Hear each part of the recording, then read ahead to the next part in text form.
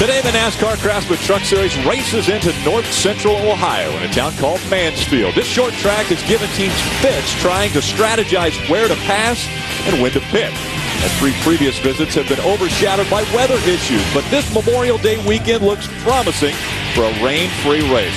We're in the heart of Ohio, and today our hearts are with the fallen soldiers that protected our freedoms. To start the Memorial Day race weekend off, we go trackside for today's pre-race ceremonies.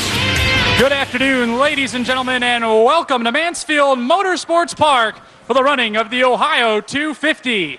Now, if you'd all please rise. Gentlemen, remove your caps as the Kenton High School Army ROTC presents this afternoon's colors. Also, if you'd please remain standing as we will go to Mansfield Motorsports Park Chaplain Paul Lintern for today's invocation. Let us pray. Lord Jesus, we remember the high cost that you paid for the gift of our salvation, and we remember the high price that was paid by so many Americans for the privilege of freedom. And we remember that Mansfield is God's field. Now we pray for safety and speed and showmanship and sportsmanship, all to your glory this day, and in your name, amen. Now, if you'll please remain standing, and we'll turn the microphone over to national recording artist from Saving Jane, Marty Dotson. Oh, say, can you see by the dawn's early light what so proudly we hailed at the twilight's last gleaming, whose broad stripes and bright stars through the perilous fight o'er the ramparts we watched were so gallantly streaming, and the rocket's red glare, the bombs bursting in air, gave proof through the night that our flag was still there. Oh, say does that star-spangled banner yet wave o'er the land of the free and the home of the brave?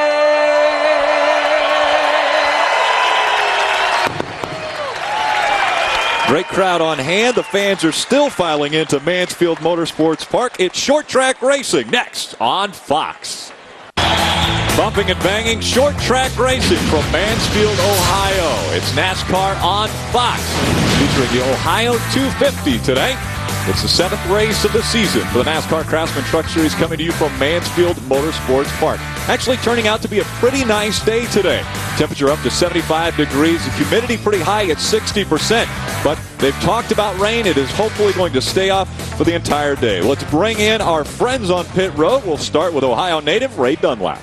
Well, thank you, Rick. You know, it's great to be back in the Buckeye State, and today I've got a lot of friends and family in the grandstand, but this guy's not going to have many friends with him because Mike Skinner leads him to the green one more time. Mike, how difficult is it going to be to keep good track position today here at Mansfield?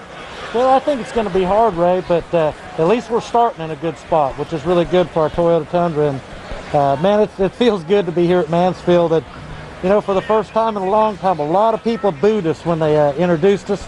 Feels like 1995. I'm loving it. All right, Mike Skinner with 3 wins already this year in 2007. Now to Adam Alexander. 6 races in 2007 for the NASCAR Craftsman Truck Series, and this guy, Rick Crawford's been in the top 10 each and every week. Great starting position here today, Rick. How do you take advantage of it? It's going to be a tough couple of laps there at the beginning. Skinner's always tough, and look at these guys I got behind me. But Power Stroke Diesel Ford is by International's up to its task, and we're just going to run hard all day and try to go to front. Rick Crawford starts second today. 5 of his career wins, 5 career wins, 2 have come on short tracks. Now let's get the command. Now, ladies and gentlemen, for the most famous words in all of motorsports, please welcome from the Cleveland Browns, Simon Frazier.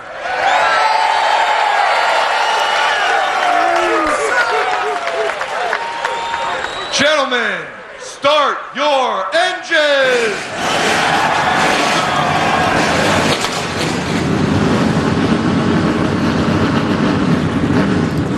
engines are fired up, and if I was listening and sitting in one of those cars and he yelled, "Fire your engines," I would fire those engines as well. Hello everyone, I'm Rick Allen alongside of Phil Parsons, and welcome to NASCAR Craftsman Truck Series on Fox this weekend. Now, normally we see a lot of strategy going into races week in and week out, but I think the crew chiefs have a little more pressure on them today, don't they, Phil? Well, they do, Rick, because this racetrack is so difficult to pass on. The groove is right up to the top. It's hard to get bite down to the bottom of the racetrack, so it's when you pit and when you stay out. Last year, Ron Hornaday pitted about lap 40, stayed out the rest of the way and won the race.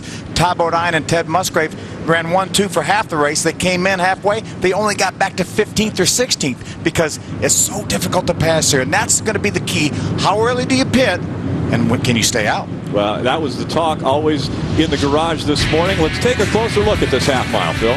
As you can see, it's a half mile straightaway. It's about 500 feet in length. Progressive banking in the turn, 16 degrees up at the top. That's what makes it difficult to pass. As you can see from last year, this is Bobby Hamilton Jr. in a Fastenal Dodge, way up to the high side of the racetrack, about 75 miles an hour down to in the center of the corner, up to about 110 miles an hour on the straightaways. It's very difficult to get bite down on the bottom of the racetrack to try to pass somebody that's in the groove on the outside. And speaking of outside, we want to take a look at our Craftsman starting grid. And choosing to take the outside line is Mike Skinner, who just won his 5th pole of the 2007 season. Yeah, the pole sitter has the option whether he wants to start on the inside or the outside. We talk about the fast way being on the outside. Mike Skinner chose the outside to start this race. Ken Schrader starts in the 14th position. I tell you what, he looked very, very good in practice yesterday. I wouldn't be surprised to see that 18 up front again. Not at all. There's a lot of good trucks starting towards the back. Brendan Gaughan's back in the last row. He had one of the best trucks during practice, but he went out very early after they dried the track with jet dryers. A lot of kerosene residue on the racetrack. Very, very slick. Qualified all the way back at the back. And speaking of the back, we're going to ride along with a few different drivers. One of those being Ken Butler, the 3rd in the double zero. He'll start in the 25th position, so he's got to work his way up front. There's Joey Clanton right there in the Zaxby's Ford. He's got a couple top 10s already this year. He will be starting in the 16th position. We'll ride along with the number 18 Fastenal Dodge, piloted by Ken Schrader. Now that number 18, under the driving of Bobby Hamilton, actually won at this racetrack. That's exactly right. And there's Johnny Benson starting in the 4th position with the Toyota Certified Used Vehicles, Toyota for Bill Davis Racing.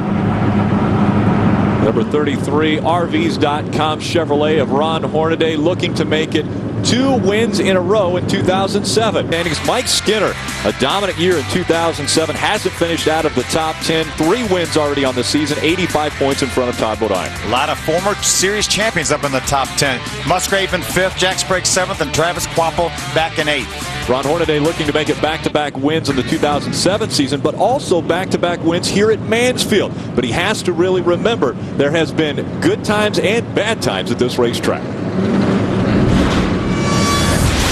It's been a Ron Hornaday day at Mansfield. The green flag is in the hand of our starter, and we're back to racing. Ron Hornaday out in front. Yeah, I've never seen a guy get that good a restart every single time. We are hearing that Ron Hornaday is going to be black flag for jumping the restart. That is going to absolutely ruin his race. And here comes a black flag for Ron Hornaday right there. Completely taking Ron out of contention to win this race. I got nothing to say. I really don't. Ron Hornaday now leading this field. Can he win in Mansfield? The checkered flag will fly. Ron Hornaday wins in Mansfield.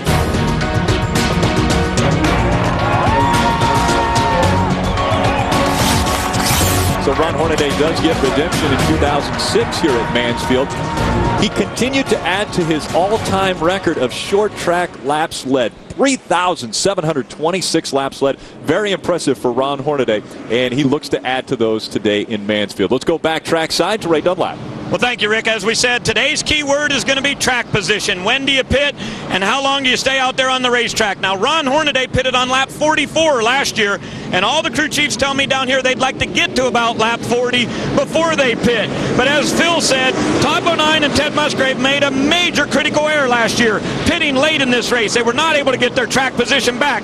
Don't look for that to happen today. These guys will come down pit road, but the big question is, will they or will they not put on tires? Adam? Ray, one driver to watch is Jack Sprague. Earlier this season, to begin the year at Daytona, he won from the pole. It looked like he was laying the foundation for his 4th series championship. But since that time, in the last 5 races, he's finished outside the 15 3 times, dropping Sprague to 7th in points. But he comes to a place this weekend where he can turn it all around. He was great in the 2 practice sessions here yesterday. And when you look at his history book at Mansfield, it's very good. A win and 2 runner-up place finishes. Sprague starts 11th today, and he could begin his climb back to the front. Rick and Phil. Thank you very much, Adam and Ray, as they get the 1 to go sign as they cross the start-finish line. Phil, such a difficult racetrack. They're all talking about where they can pass on this racetrack, and obviously the strategy coming into it. If they can't pass, they've got to find a way to get track position. Exactly, and I talked to Cowboy Starlin, Rick Crawford's crew chief, right before the race, and he really wants Rick to try to beat Mike Skinner on the start. He said, if we don't pass him now, it's so hard to pass it, we're not going to pass him. We want to get ahead of him now. The first 2 laps are going to be critical for Rick Crawford.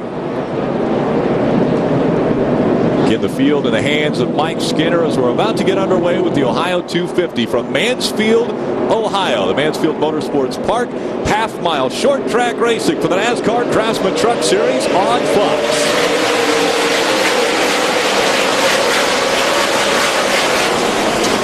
Great start for Ron Hornaday. He takes the inside line, doesn't improve his position, but Skinner able to jump out early on and get that lead coming out of 4.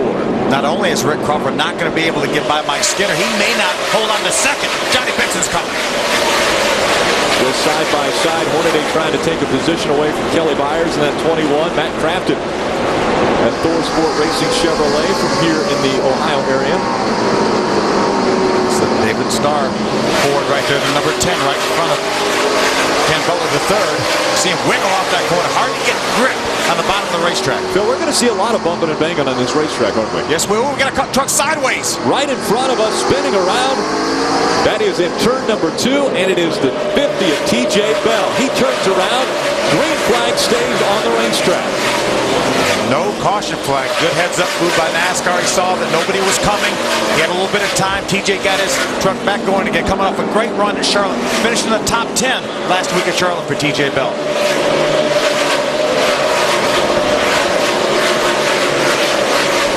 4 laps in the books. Mike Skinner still holding on to the top spot. Johnny Benson takes over second in front of Crawford. Looking back on Rick Crawford now. This is a racetrack where I would expect patience to get a lot better as we go on. Exactly. Right now, they need to show a lot of patience. Johnny Benson and Rick Crawford need to show a lot of patience. It's not going to matter. We're going to have a lot of caution flags. We had 18 of them last year, so that we know they're going to catch us up. So they don't want to take any chances.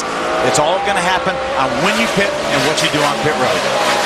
Fans continuing to file in, and you see the grandstands all the way around this half-mile track. And looking to the outside, Rick Crawford trying to get by that 23, and we're already seeing slower lap traffic now. Here comes Crawford on the inside. He won't make the pass there. Glance to the inside, hard to make it work down there on the bottom of the racetrack.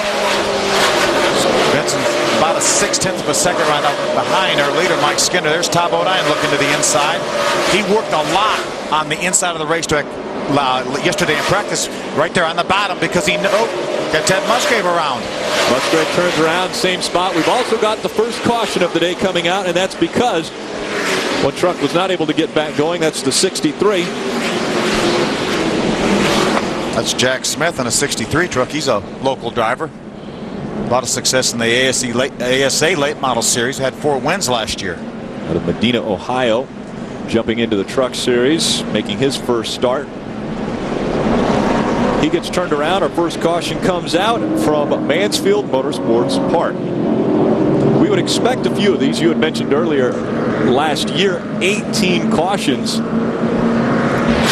There's the 50 of TJ Bell. This is what happened to him earlier. We're watching the onboard from Ken Butler. You see him just gets a little bit loose on the inside of another truck, and around he went. Got it back going, stayed on the lead lap, did not lose a lap. NASCAR did not throw out the caution. There's TJ right there, right behind the 9 of Ted Musgrave, who caused this most recent caution flag.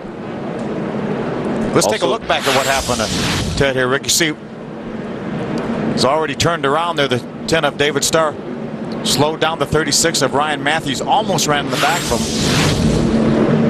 Musgrave kept going. That did not bring out the caution, but because the 63 of Jack Smith was not able to get going once again, the caution did come out. We're underway, though. Short track racing from Ohio.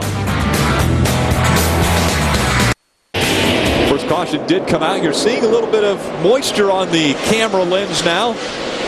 That was a fear of the officials and the fans here that rain could come at any time. That may alter some of the strategy of some of these teams. Instead of pitting early and running the rest of the way, they may figure on the possibility of rain and they may stay out. So that changes the whole dynamic of this race. Caution has come back out, and it's because of rain, I believe. It is coming down hard now. So our second caution of the day has come out. It is the rain coming down here in the north central Ohio area. We're north of Columbus, a little southwest of Cleveland. Yesterday we fought these rain showers. We were able to get some practice in, and then the rain came and they weren't able to get a full second practice.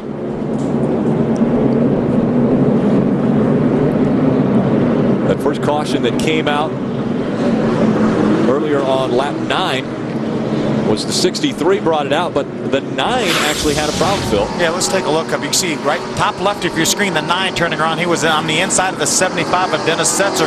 We talk about how hard it is to get grip down on the bottom of the racetrack, and the 9 turned around, Adam.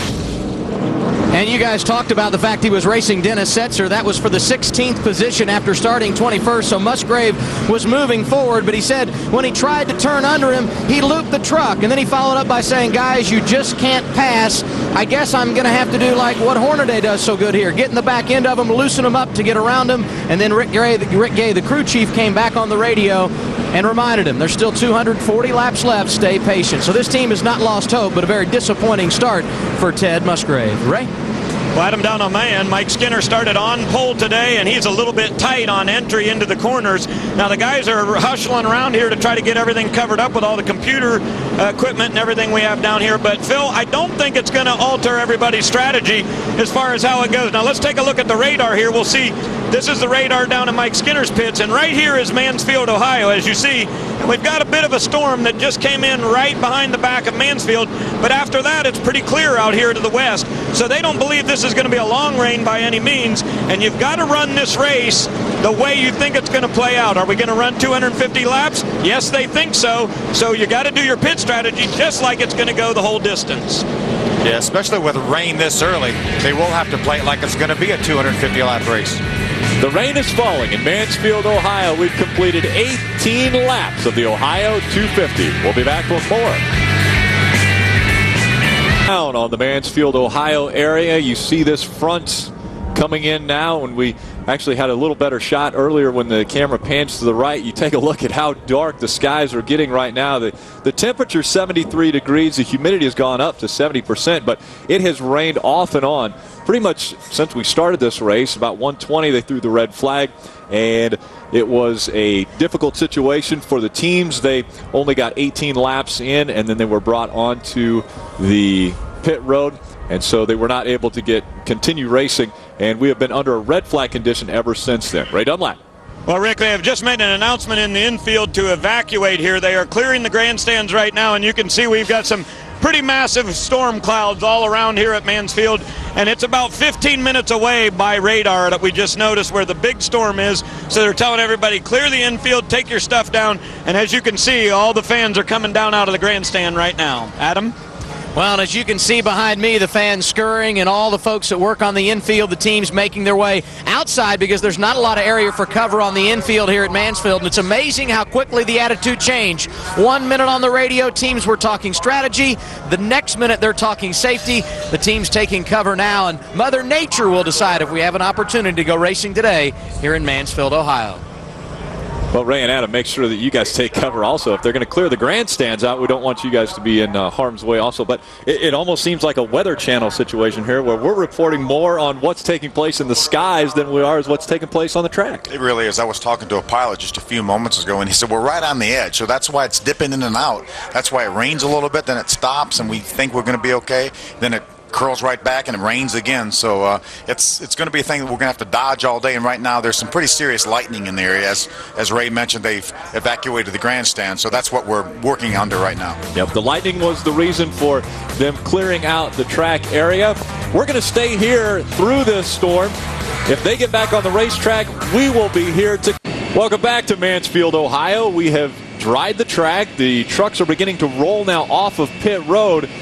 The red flag will go from red to yellow, and we will try to get this one back underway, Phil. Yeah, it's unbelievable, Rick. We've been here, and Mike Skinner was our pole sitter and led every one of the 23 laps that we have completed, but we've had 2 red flags for over 4 hours. Yeah, Phil, we started this race, or at least tried to start this race on Fox at 1 o'clock today, and we only got in just a few laps of racing before the rains came, and they threw the first red flag, and then for about 2 hours, we waited out in a rain delay. Then they tried again. They dried the track. The trucks got out onto the racetrack, and the second red came out. So we've only had about 23 laps of actual trucks on the racetrack up to this point. Now the trucks are back out onto the racetrack. They're going to try to get around the track a little bit, make sure everything is safe.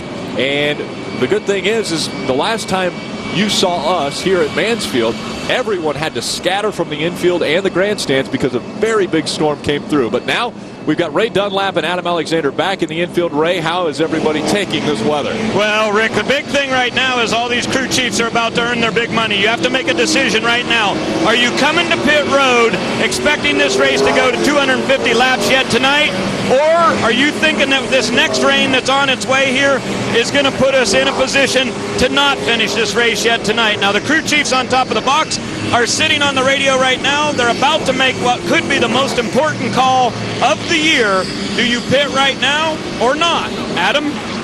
I talked to 2 crew chiefs down in this area of the pit lane, Ray, and one of them said to me, I'm going to do the exact opposite of what everyone in front of me does. I hope the rain comes, and this race only goes 125 laps. I talked to another crew chief that said to me, what's everyone else doing? I told him I didn't know. He said, well, I'm coming. So we'll wait and see what happens, but right now the plans are formulating, and I'm not sure, despite the fact a lot of these guys act like they know what they're going to do at this stage, they really are for sure when pit road opens if they'll come or stay on the racetrack, but time will tell. Rick, Phil? Yeah, thanks, Adam. And what they're talking about with that 125 mark, NASCAR will deem an event official if they get past the halfway point. Well, this one's scheduled to go 250 miles or 250 laps or 125 miles. So if they get to the 126 lap and a rain comes again and it looks like we're not going to be able to get this race completed, they may call it. They may, and that's why, as Ray mentioned, the crew chiefs will really earn their money because they have to decide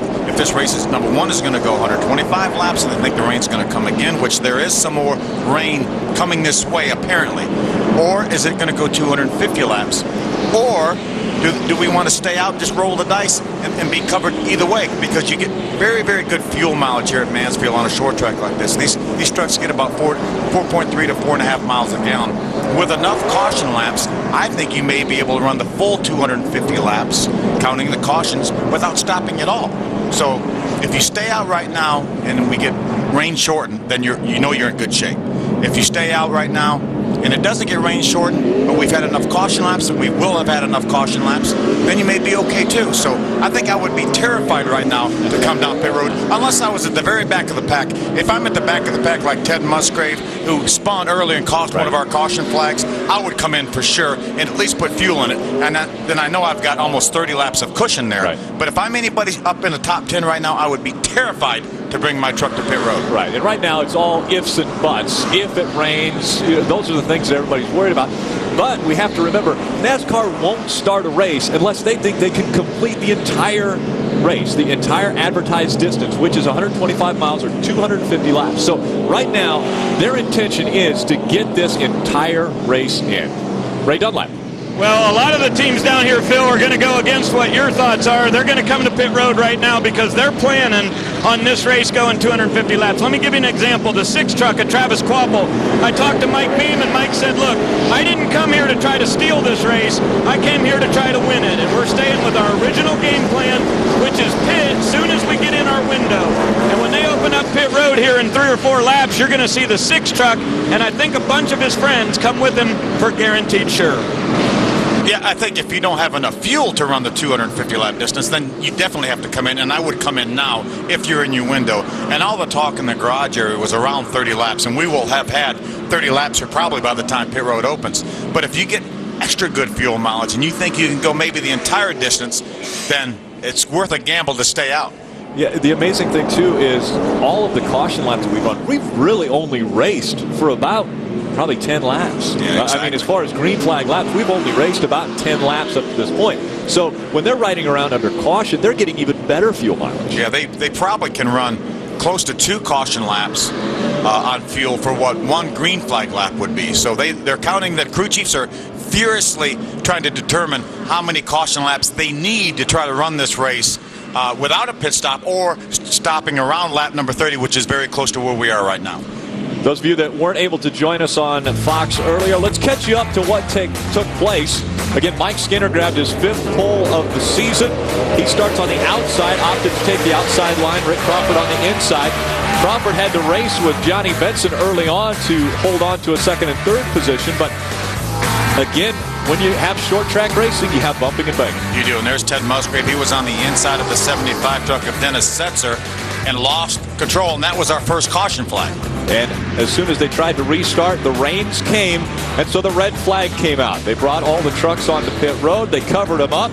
Then once they got the track dried, they brought them back out on the racetrack, and as soon as they were on the racetrack for about 4 or 5 laps, the rains came once again, and that was the last time that they were on the track until now. And you see the track has dried once again, but as Phil and Ray and Adam have all mentioned, everyone is looking to the sky because the possibility of another rain shower is right over the horizon here. Yeah, the National Weather Service said that right behind this most recent rain we had, there would be about an hour window, and then we would have another little rain shower. Then after that, we should be all clear. So if that stays like it is, then we're going to get this race restarted here in just a few more minutes. As you can see, the jet dryers on pit road trying to dry off pit road a little bit because they know there's going to be a lot of pit stops. And we'll try to get as much of this race in. If we get over halfway and NASCAR determines that it looks like rain will keep on the rest of the evening, then they may elect to call this race. But if it's just a small cell and they know it's going to blow through here, they may decide to wait it out again. We have lights at this racetrack. Yeah. We run a lot of races at night. I tell you what, they dry this track so fast, it's unbelievable. This is the fastest drying racetrack I believe I've ever seen in my entire life. About 30 minutes is all it takes to completely dry this racetrack. From it being completely soaked. And now they do have 4 actual jet dryers that have been working. The first time the rain came, they tried to fire all 4 of them up, and one of them wouldn't even start. So they've been working on that while it was raining. They got that one fixed, and so now we do have 4 jet dryers that were able to, as you mentioned, dry this track in about a half hour's time, which is very, very amazing. But right now, Dennis James, the flag man, is letting them know, bunch back together, guys, because we're about to go racing. The pit road is still closed. We're taking a look from Johnny Benson's 360 OTC on board. That's Mike Skinner, our leader, right in front of him. We caught a glimpse of Joey Clanton just a few moments ago, the Zaxby's Ford. He's in the 14th position with another one of our onboard cameras. As you can see, just the jet dryers are back out on the racetrack trying to get just a little bit of the drying done. There's a 00 right there. Kim Butler III, fresh off an ARCA win at Toledo on speed last Sunday. But they're trying to get the very bottom of the racetrack dried off. And then we're going to probably be going back to racing, but I'm sure they're going to open pit road here and give these fellas an opportunity to come down pit road and do whatever they're going to do, the ones that elect to come down pit road. Actually, see Bill Lester in the 15 taking a look at pit road right now, and he is actually going to come down pit road. So it must be a problem with the 15 of Bill Lester. He has made his way onto pit road, and it is closed, so he's going to receive a penalty for doing that. So Bill Lester brings the number 15 onto pit road, and the rest of the field stays out on the racetrack. Yeah, Bill Lester will be, I would think, have to restart this race from the tail end of the longest line because he pit before pit road opened. And Bill Lester actually I don't think he ever stopped at his pit. Never stopped, just kept right on going through pit road. We're getting Dennis James is showing 2 laps to go till green, and pit road is not open yet. I mean, the red light is flashing over there. And we're seeing some more trucks make their way down pit road. The 2 of Daniel Pope and the 77 of Brendan Gaughan have come onto pit road. We see now the green light out for pit road. So they've opened pit road this time. A lot of trucks now making their way onto pit road, led by Rick Crawford, Travis Kvapil, Aaron Fike, Eric Darnell, all road now. So the strategy coming into play. Adam? And Rick Crawford will pit here, and they're a little bit concerned because Brendan Gaughan, who is in the pit stall right behind them, pitted before they did. They thought there could be some problems for Rick getting into his pit stall, but no such problem. Gaughan is away, and it's going to be fuel only for Rick Crawford. He runs out of the pit stall now to Ray Dunlap. Well, Adam, the big question is, do you put tires on here? And the answer is no for Travis Kvapil. They're going to put gas in his K&N Ford and put some wedge. In the left rear, we see the 99 of Eric Darnell also in. The 60 of Jack Sprague came in for fuel. The 10 of David Starr. The 21. So lots and lots of guys on pit road here. But the leader, Mike Skinner, stays on the racetrack. David Starr actually put right side tires on his truck when he came down pit road.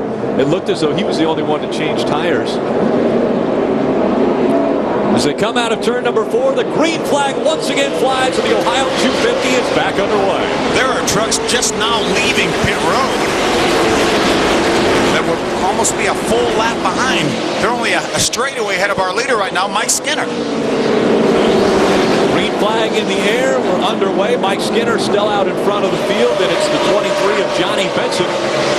Todd Bodine, Terry Cook, Ron Hornaday Jr., your top 5. We haven't talked a whole lot about this race. This racetrack, Mansfield Motorsports Park, very, very difficult to pass at this racetrack. The high groove, because of progressive banking, is the fast way around. As we see Ron Hornaday, that's a perfect example of how difficult it is to pass here. He got down on the inside of Todd. Todd had the high line, a little bit more banking. He was able to use more throttle off the corner. Ron had to back off and follow. This was the magic number, 40 laps. That's when, before this race even started, everyone talked about 40 being the magic number. If we get 240, the first caution that came out after lap 40, we thought we would see all of the trucks ducking onto pit road. Well, because of the 2 rain delays, we saw some people come down pit road a little bit early. Yeah, we really did. And I know a lot of the crew chiefs, as you see in Ron Hornaday, trying to make that move on the bottom, see what he can do with Todd Bodine, not able to get the grip down there on the bottom to use all that throttle. A lot of the crew chiefs said, we want to go 40 laps, but if the caution comes out at 30, we're going to stop then. We don't want to, but we're going to have to. Again, this is side by side for third. Ron Hornaday slides up the racetrack into Todd Bodine. He takes the position away. That's one way to do it. That's called a slide job. And as Ken Schrader says, 8 tires have a lot more grip than 4 tires. So Todd's not going to be that thrilled right there with Ron Hornaday just driving down in beside him and using the side of his truck to stop his truck from sliding out to the wall. Bill, amazingly enough, we're hearing that it is raining once again. They're getting reports of rain on the roof, but we're not seeing it down on the infield as of yet. Mike Skinner has already caught up to the slower lap traffic now. These are some of the trucks that got caught when the green flag came out. They were just exiting pit road, which is in turn number 2, so they were barely a half a straightaway behind when we restarted this race, and that's why they've been caught so quickly. That's Frank Pryor in the number 44, just in front of Mike Skinner. Skinner's put a little distance between himself and Johnny Benson on the start of this race. We're going to see how difficult it is to pass. These are the lap trucks. These are the trucks running at the very, very back of the pack right now, and we're going to see how difficult it will be for the leaders even to pass these trucks. The fastest trucks on the track, how difficult it is to pass them. Mike Skinner has followed these trucks for 2 laps now. Makes the move to the inside, not able to do anything. It's so difficult to pass here. But doesn't look faster as they enter the corner. That will allow the 23 of Johnny Benson to catch up to Mike Skinner. There's Ron Hornaday, drives to the outside of Johnny Benson. Hornaday making his way toward the front. He passes Johnny Benson. He will take second over. Talk about having a great truck right now. Ron Hornaday has done something that we didn't think was possible, passing trucks. And Mike Skinner's getting a little bit tired of Frank Pryor right now. He will move him out of the way. Here comes Ron Hornaday on the inside. He made it work before. He made it work on Todd Bodine by using the side of his truck. Not able to do it that lap. What a a strong truck once again for Ron Hornaday. Again, he is the defending race winner at this racetrack. Won it a year ago, and he looks to the inside once again. Turns right underneath Mike Skinner. Let's see what he does when he gets down to the other end. See if he uses the side of that truck like he did on Todd. Side by side at the start-finish line. Ducking into 1 and 2 now, still side by side. Slower lap traffic is going to cause a problem, but Hornaday will get out in front. The caution has come back out once again. Got a trouble over in turn number 4. Looks like Travis Quapple was involved in something. He has refired, and there he is, able to take off. It looked like Ron Hornaday had made the pass on Mike Skinner prior to the caution coming out. They'll go back to the most recent scoring loop when the caution came out and what position they were in. They will make that determination. Who was in front of who? Now it's going to be interesting to see what these drivers that did not pit that first time, whether they're going to come this time or not. We know that 50 laps should be in everyone's pit window. We know they can make it from here if we get enough caution laps. And that's the big factor. If we get enough caution laps, and that's the big thing. If you can't go all the way under green, you're gambling on cautions coming out. Yeah, and historically, we've got anywhere from 85 to 94 caution laps in the 250-lap race here. So that's what a lot of guys are banking on, that they're going to get that many caution laps. We've already had 27 caution laps in the first 52 laps of the race. Pit road is open. So this will be the deciding factor here. Will Mike Skinner stay out? Will he duck onto pit road? He comes down pit road, as does Ron Hornaday, Johnny Benson, Todd Bodine, and Terry Cook. Adam Alexander. And the first guy in on this into pit road is going to be the machine of Joey Clanton, the 09 Ford. He did not pit at lap 35. They're in their window now and plan to come down. This pit stop will happen at lap 52. You talk about coming to a slow crawl, running on the racetrack and then hitting pit road, speed limit 30 miles per hour. And here comes Joey Clanton now. A lot of guys electing to go fuel only. It appears it's going to be tires and fuel for Joey Clanton. Right side tires going on. Fuel can is in. Ray Dunlap. Right side tires for Mike Skinner on the number 5. They're also going to make a wedge adjustment for him. The number 30 of Todd Bodine was in also. And we saw Ron Hornaday come down pit road. But Hornaday is going to go with 4 tires on his Camping World Chevrolet. And we also see Travis Quapple is back to the pit road. He pitted on 34 and is back here on 52. And we're also seeing that they had stopped all of the traffic because there was cars or trucks making their way through 1 and 2, and so they stop everyone on pit road until that traffic has gone past, and so everyone was kind of jumbling up down there at the exit to pit road. Yeah, NASCAR was very quick to throw the green flag after the rain delay because they only gave each team 1 lap to be able to make their pit stop, and then they threw the green the very next time. Yeah. We are underway at Mansfield, at the Mansfield Motorsports Park. Out in front, it's Skinner. And welcome back to Mansfield, Ohio. Matt Crafton out in front of the field now after Mike Skinner had come down pit road and relinquished the lead to Crafton. A few trucks have stayed out, Phil, and have not come on pit road. They sure have. And several of these trucks, the 88 Matt Crafton, one of those, we got heavy traffic back there. That's the 16 of Chris Fontaine and the 08 of Chad McCumbee race, and that is a battle for the 6th position. Both of those trucks have not been to pit road yet. Rick Crawford, the 14 truck, is the first truck that has pitted. He pitted back on lap number 34. He's currently running in the 8th position. Aaron Fike just behind him at number 1. Now Crawford trying to take away the 7th spot from Chad McCumbee as they race side by side. Show how difficult they see the trucks side by side, beating and banging. Rick able to stay even with him coming off the corner. I was going to try to beat him down in the corner. He does do it. A little bit of body damage there on the right side for Rick Crawford as he is short track race these guys around Mansfield. Hornaday still running very strong, but a little congestion here now on the racetrack. You see the 30 of Todd Bodine. He's going to move to the inside, make it 3 wide. Hornaday's on the inside of Todd. It was 4 wide at one point there, Phil. This racetrack is not wide enough for 4 wide. That one camera that we just took a look at there had some precipitation on the lens, but I believe that was from the last time it rained. We haven't seen any raindrops lately. Look at Skinner making the 3 wide in the bottom underneath Hornaday. The light lights are out in Mansfield, and they are racing. We've completed 67 laps. We're on lap 68 now. Again, out in front of the field, it's Matt Crafton.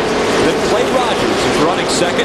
Dennis Setzer third. Fourth is Ted Musgrave. And Willie Allen rounding out the top 5. Got a great battle between Skinner and Hornaday. Remember, these trucks ran together at the start of the race. Hornaday was able to take over the lead just before the caution flag came out for their pit stop. Hornaday clears him right now as he'll move out in front of Mike Skinner. And again, those two running in the 18th and 19th position. Well, those guys have had a lot of short track battles over the year. Both of them started in 1995 with the Truck Series. Both of them won a lot of races. Skinner won the inaugural championship. Hornaday won the next year in 1996. Skinner's won 15 of his 22 races on short tracks, and Ron Hornaday has won 16 of his 30 wins in the NASCAR Craftsman Truck Series on short track. So a couple short track aces there. Oh, a little sideways for Ron Hornaday. He catches it. We had a little help from the 23 of Johnny Benson. That's Johnny's Toyota right there. They made a little contact. That's Jason White, the Hooters energy drink Ford right there. He is being lapped right now. But actually, I'm sorry, he was one of the trucks that stayed on the racetrack. He is on the lead lap. He's on the lead lap. He scored in 19th now. Ray Dunlap. Hey guys, Clay Rogers is driving that number 40 truck. They have not pitted yet. He is currently running in second. And this week he has a brand new crew chief. Gary Showalter came over to the Curtis Key team this week. But Clay Rogers was supposed to leave here early this afternoon and go to Madison, Wisconsin to run a Hooters Pro Cup race. But he said, no, if we're going to be running truck races, I'm going to be here no matter what happens. So somebody else will have to fill in for him tonight in Madison. You know, that Clay Rogers is a pretty good chauffeur. He had a top 5 finish at Loudon a couple years ago in the Craftsman Truck Series. Finished 4th. Matt Crafton out in front. You think Matt is calling for strategy right now, saying, I'm going to stay out here and lead as many laps as I can. But what if that rain comes and they call this race and I'm out front? I get the win. Absolutely. That's a great strategy. And he may feel as though he has a good enough fuel mileage to stay out the entire race. I think some of these guys may try that. It's very hard to pass. As you see here, Mike Skinner back in front of Ron Hornaday, and those two continue to bump and bang all the way around this half-mile track. I think they have beaten. Skinner's going to be able to get that spot away from him. When they beat and banged, it looked like for about 10 or 12 laps. Skinner's going to look to the inside of the 30 of Todd Bodine. Look at these 4 veterans running right here. Todd Bodine, Mike Skinner, Ron Hornaday, 3 previous champions, and then Johnny Benson, an impressive second a year ago in the points championship. I mean, those guys have got a lot of years of experience in NASCAR. Sure, the former Busch Series champion, Johnny Benson, won 5 times in the Truck Series last year. Matt Crafton going by the slower lap traffic in your upper left-hand corner. Clay Rogers trying to reel him in. Ray, what are they talking about with that Crafton team? Well, they're doing just what you were talking about, trying to stay out on the racetrack as long as they can because they know that other rain is coming. Now, Matt Crafton is running his 154th race tonight in the NASCAR Craftsman Truck Series. If he does not get a win tonight here in Mansfield, he would tie Lance Norrick for the most starts in series history without getting a win. I was joking with Matt a little bit earlier, and he said, hey, don't put that story on the air, please. I said, well, facts are facts. He said, well, don't worry about it because we're going to win tonight. Trouble. Problems just in front of your race leader. He's able to sneak through. It looked like something. Yep, he got some damage to that. Frank Cryer involved in it in the 44.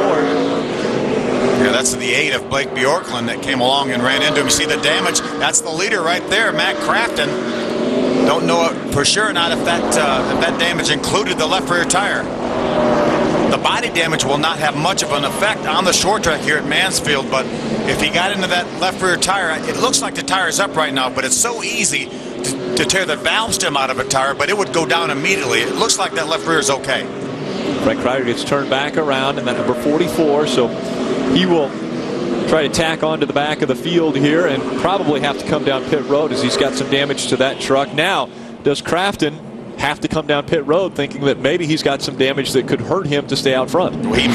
His spotter will look at it. Let's see. Take another look. It's going to happen right in front. The 44 of Frank Cryer slides up into the 00 of Ken Butler III. Watch Matt Crafton. He starts to go by, and the 44 lets off the brake and just makes contact with that left rear quarter panel of the 88. Here's another view from Ken Butler's onboard. There's a contact, a little parallel spinning right there. synchronized spinning at the NASCAR Craftsman Truck Series level. Pit road is still closed right now. We'll see what Matt Crafton's crew decides, whether they want to stay out on the racetrack. If they determine that that fender is not going to rub that tire, then they may stay out on the racetrack. We're 81 laps into this race. We're only about 44 laps until halfway. I guess the question I would have to say is the possibility that not only did he get the sheet metal damage, but could he have got some tire damage when he backed into it? Yeah, exactly. If he didn't cut the tire down, it's not going to be a big deal. But they may elect to pit anyway, just to make sure that they don't have a tire rub.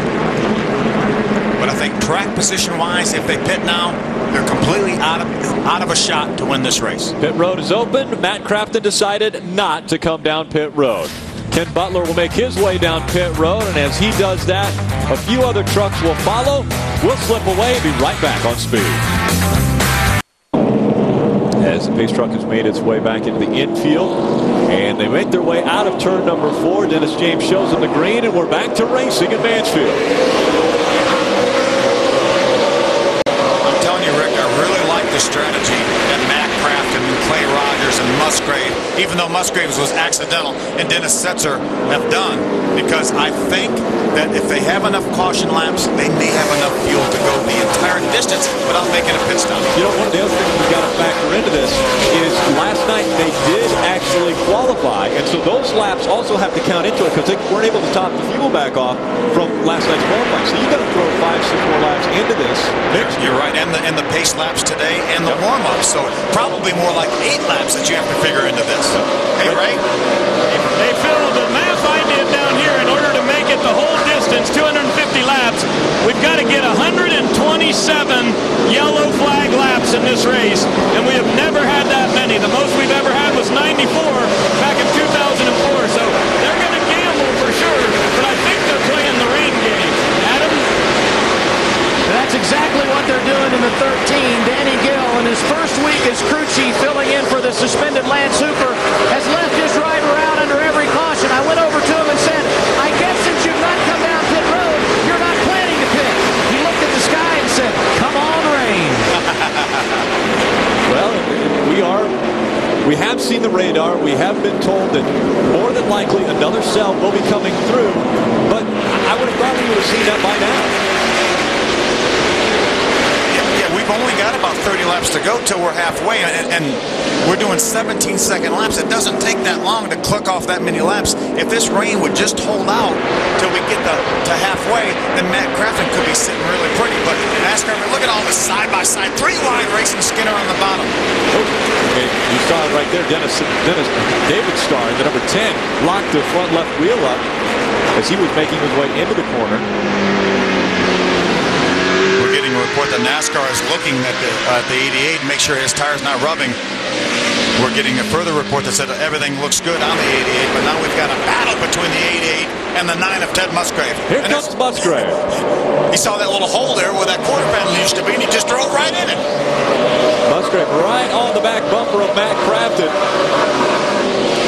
Musgrave 1 year ago tried the strategy, or it looked like he was going to try the strategy of not pitting, but then made the late race stop back at about 150 laps into the race and was never able to recover after that. Didn't work out at all. He made a little contact with the 88, and he's actually torn the rear tail panel loose from that truck. NASCAR's going to have to take a look at that. That could be strategy by Ted Musgrave. It could be. He made some more contact. Now he's side by side for the lead. Matt Crafton's back bumper or any part of that truck looks like it could be dangerous to the other competitors on the racetrack or the fans in the grandstand. Caution's out. Oh, we're seeing the caution come out now. Will we see these 5 make their way down pit road now? I don't think so. We're only 27 laps right now away from halfway. The same strategy should apply. Coming up on lap 100. That's Craig Kinzer with quite a bit of damage to the Ginn Resorts Chevrolet. Makes the hard left turn into the infield. So he will pull that in and call it a day for the Ginn Resorts Chevrolet. See water pouring out underneath that front end.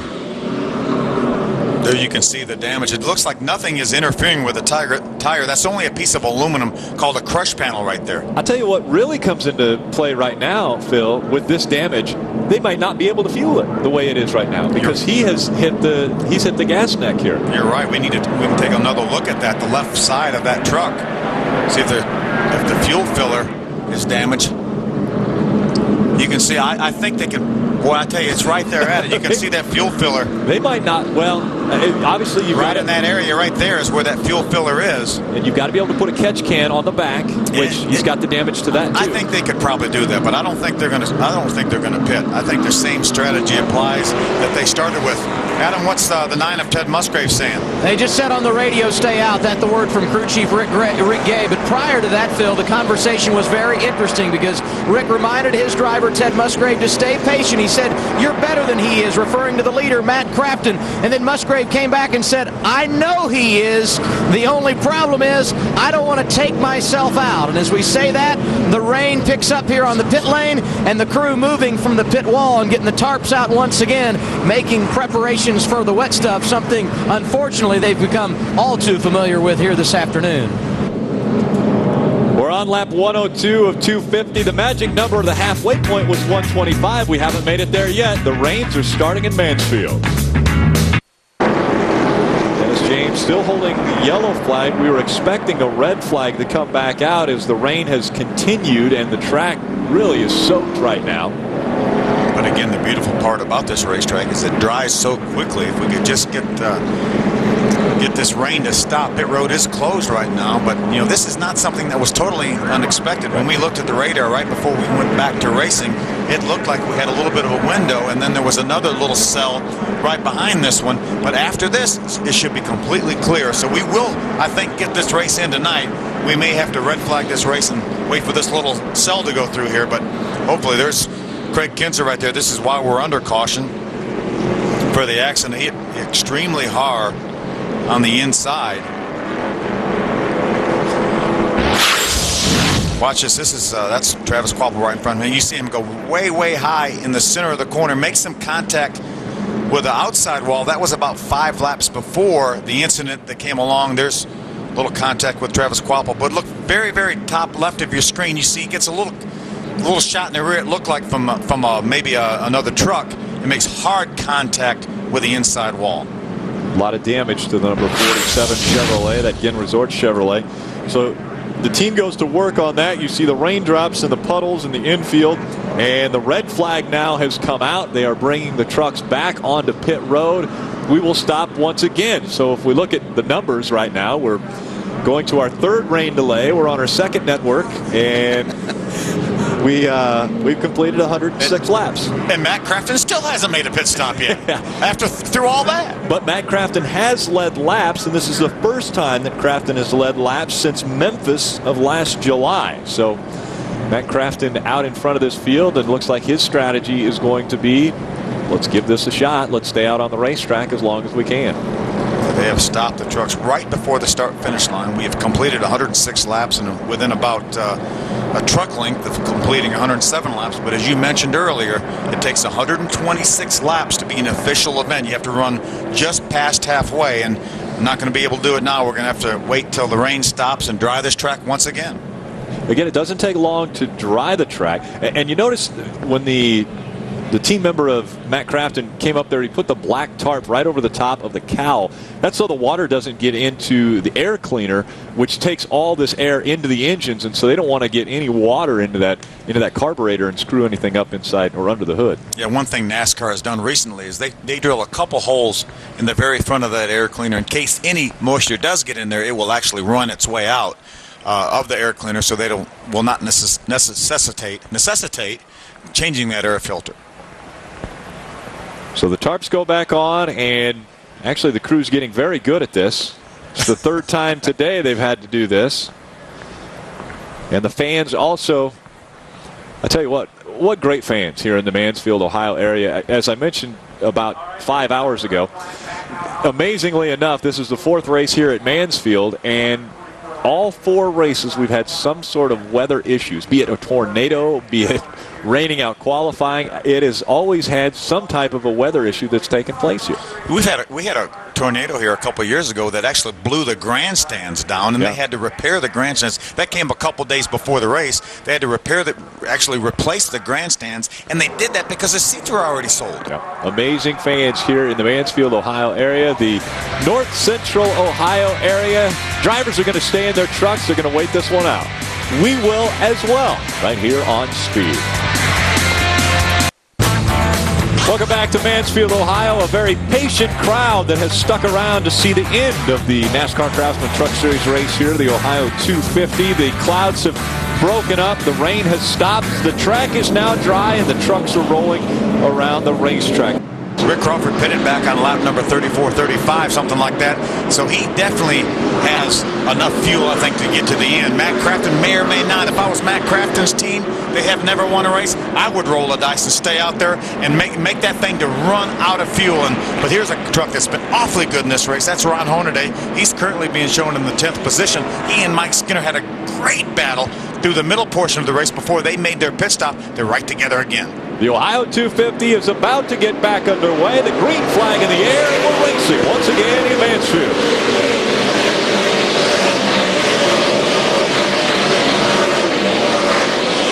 A little bit of a slick track. Again, the jet dryers have just left the racetrack, meaning there's a little bit of jet fuel still, a little residue left on the racetrack, so they'll take a little bit of time before they get back up to speed. That's a view out of Kenny Schrader's Fastenal Dodge right there. That's Jack Sprague, the Conway Toyota, right in front of him. The 13 of Willie Allen is in the 5th position, right in front of Sprague, the green truck right there. Jack Sprague having trouble clearing that number 7. If he's not able to, he does get past it, but that was Jason White in the 7 holding up Jack Sprague. Now Jason White, again, slow on the inside, but the truck's able to get by him on the outside. Side by side for the lead. Here comes Rick Crawford looking to the inside. Not quite able to get the bite down on the bottom of the racetrack. Not able to pull up beside him coming off the corner. See if he can do it this time. He gets against him. He gets him a little bit loose. This time he makes his way to the inside. Let's see if he can hold on to that position.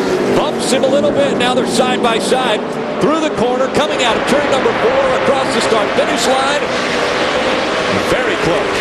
Separated by 7/1,000ths of a second. Matt Crafton is going to yield. He is going to lose that spot to Rick Crawford. Meanwhile, the battle for 3rd. Aaron Fike on the inside. Dennis Setzer on the outside. They're battling for 3rd. Crafton now holding on to the 2nd spot. But at this point now that Crafton has let a truck that he knows is going to be able to make it the entire way, does Crafton come in the next time a caution comes out? I don't think so, because I don't think he can finish in the top 10 if he stops now. Of all these other trucks, other than 3 or 4 that we mentioned that had not pitted, ooh, trouble. There's the 7 of Jason White being turned around. Jason White gets spun around in turn number 4. The caution comes out. It's the 6th one of the day. If I was Matt Crafton, unless they absolutely know with certainty that they're not going to be able to make it the rest of the way, I would stay on the racetrack. See Jason White, the Hooters energy drink, trying to get his truck refired. See if we can see what took place to get him spun around. Looks like he just got a little bit loose entering the corner. He was on the inside of the 6 of Travis Quapple. Looks like he got loose entering the corner and lost control of the truck. A little bit of damage on the right rear quarter panel. We'll try to get that turned around.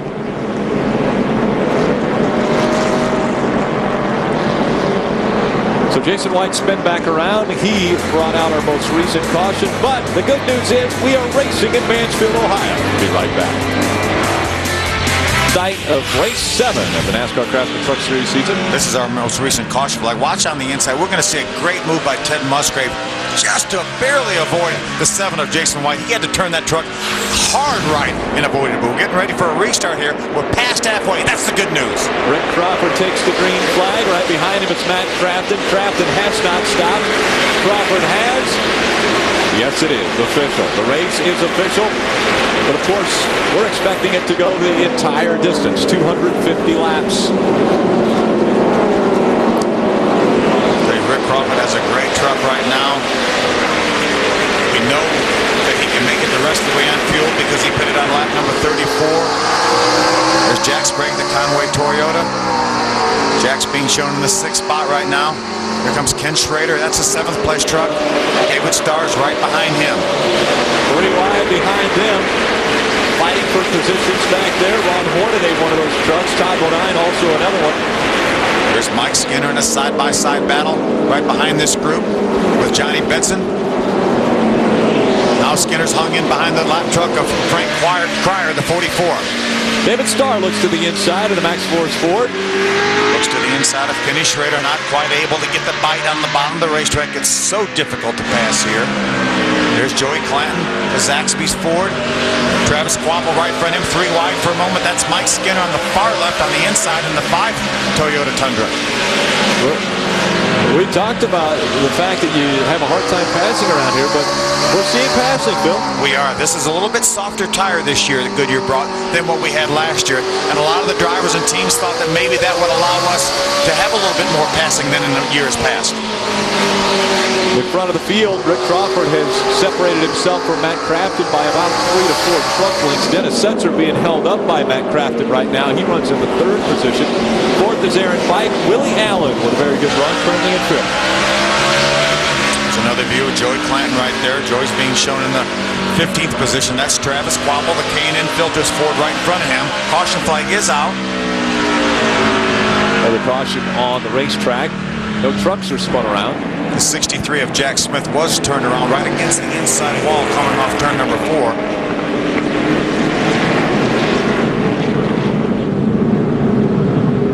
That's the Mittler Brothers Ford. Jack Smith bringing out our 7th caution of the day. Jack, a Ohio native out of Medina, Ohio. Some success in the ASA Late Model Series. Won 4 times last year, 2006. There's a South Point Chevrolet of Brendan Gaughan. And what a strong truck Brendan had yesterday in practice. And then having to go out first in qualifying after we had the rain. Obviously, he was disappointed with his qualifying effort. Ray Dunlap. Guys, Brendan Gaughan and Ted Musgrave just had a little battle coming down the front stretch here under caution. They were body slamming each other. Ted drove him down to the inside. Brendan had locked the wheels to the right, so not exactly sure what that discussion was all about. Now there's 2 trucks separating them, but the 9 and the 77, a little bit extracurricular there after the yellow flag. And we talked about patience. Well, we talked about it 6 hours ago, but we talked about patience being something that would be very important in the later stages of this race. Are we seeing maybe all of these rain delays? Are they weighing on these drivers? Well, I think it's just so hard to pass. So you fight for every inch on this racetrack, and they were fighting for position, and one got into one another, which happens here, and the other one got mad, and so they carried it on even during the caution flag. But it's so hard to pass here. We saw Rick Crawford pass Matt Crafton back right before halfway. Yep. That may very well have been the pass for the win, because it is so difficult to pass here, and we know that Rick Crawford can make it the rest of the way on fuel. So every inch counts here at this racetrack. Adam Alexander. You guys talking about the fact that the 9, Ted Musgrave, was involved in an incident coming down pit road, and Ted came on the radio, said not sure what the situation was with Brendan, but he chopped me off, so I thought I'd take him for a ride. And it's worth noting he surprised us when he came down pit road at lap 115 and giving up track position. But you know, he restarted 21st with those 4 fresh tires and has already made his way up to 16th.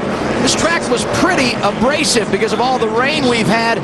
So could that mean today's track position strategy not as important, and tires could mean something in the latter stages, Phil? Well, Adam, it's a little easier to go from 21st to 16th, but those positions are going to get harder and harder as you go, because you're going to get the better trucks every position you try to get. So again, I think there has been some more passing than maybe in years past, but it's still a very, very difficult racetrack to pass on. So Ted Musgrave, by virtue of the fact that he brought his truck to pit road, he's running 16th right now. If he can get that truck back into the top 10, I think that would be a success. But for him to battle for a top 5 spot, I don't see it. Completed 139. This will be 140 laps complete when they cross the start-finish line. And Dennis James, our flag man, is letting them know that next time by they will receive the green flag once again. Can anyone get up there and run with Rick Crawford the way he has run so far? Boy, I don't know. We've got Matt Crafton right now in second, and Rick Crawford was able to make the pass on Matt Crafton. So unless Rick's truck goes away, you wouldn't think that Matt Craftsman will be able to challenge him. So we're going to have to wait and see if some of these guys with some fresher tires are going to be able to come up there. Like an Aaron Fike, who he actually stopped the same time Rick Crawford did. And you've got Jack Sprague now lurking in the 6th spot. Kenny Schrader 7th. Ron Hornaday now up to 9th position. So we know how strong Ron Hornaday was early in the race. Still have 110 laps remaining of this race as they come out of turn number 4. Green flag back in the air.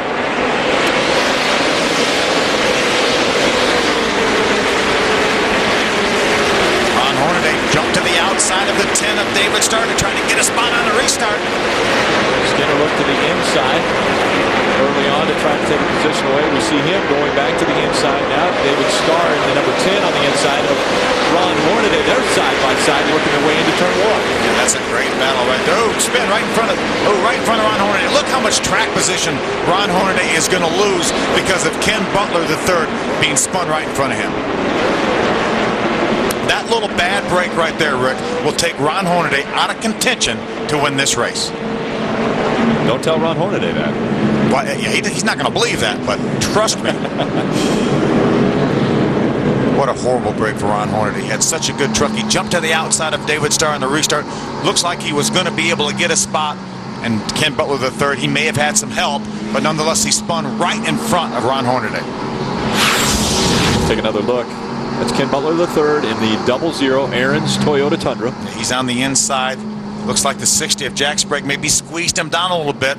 Got him down in the flat part of the racetrack. Ron did a good job stopping to avoid him, but when all these trucks drive by him, he's losing all those positions. We had mentioned last week in the All-Star race, I was going to say, you know, what a great week it has been for Kevin Harvick. Well, that right there is probably making Kevin Harvick and Delana right now say, oh, unbelievable. What bad luck there. This is Ken Butler's onboard right there. Got down on the flat of the racetrack, gets turned around, does not make any contact with the outside wall, and fortunately, Ron Hornaday does not run to the side. And this is Kenny Schrader's onboard. Watch Frank Pryor, that 44 truck, does a nice job avoiding Ken Butler. Watch this. He's going to turn hard left. Kenny takes a hard right. And unfortunately, Ron Hornaday was just ready to center punch him. Ron says, nothing to lose. I might as well come down pit road. Yeah.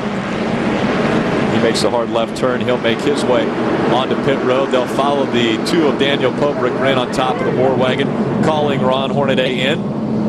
So a few trucks making the way on to pit road. Hornaday will have to make his way all the way around through turns 3 and 4. We go down to Ray Dunlap. Well, and guys, what you want to do here is only put on 2 tires to be sure you don't go down a lap. And there was a little confusion as to whether they were going to do rights or lefts, but they just called it to be right side tires for sure. Hornaday brings the Camping World Chevrolet to a stop. The guys will go to work there. He felt like if they get a chance, they'd like to put 4 tires on this, but just not enough time to do it. Yes, they will. There is enough time, so they will go for the 4 tire change. They'll get that done. A little bit of a hang up on the left rear, but they should be in plenty of time to get him back off of pit road, and he'll be okay. Stay on the lead lap. Craig Kinzer, that 47 truck without a front end, he was involved in one of our earlier altercations. And actually, the rain delay helped them do a lot of work on that truck in the infield on the most recent rain delay. So they were able to take the front end off of that truck, get it back on the track. We'll be back with more from Mansfield after this. Green flag flying once again at Mansfield. Rick Crawford in front of Matt Craftsman. Right behind him, it's Dennis Setzer. They're your top 3. Craftsman, Setzer have not been on pit road.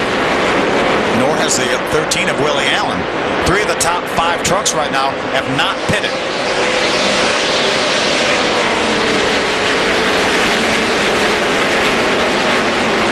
On lap 150, we've got 100 laps of racing to go for Mansfield.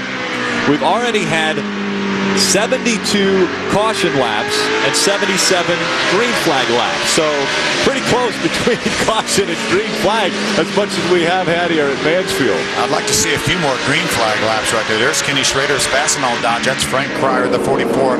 He's a lap truck on the inside. He's being shown 2 laps down. Those two have been side by side for quite some time. Just shows you how difficult it is to pass at this racetrack. You see Mike Skinner continuing to try to work the bottom of the racetrack. That's Kevin Hamlin, the Ford truck on the outside. That's Johnny Benson right there, right in front of this group. Riding along with JB. Looking back at the battle behind them. JB's being shown in the 10th position right now. It's a battle for 11th behind him.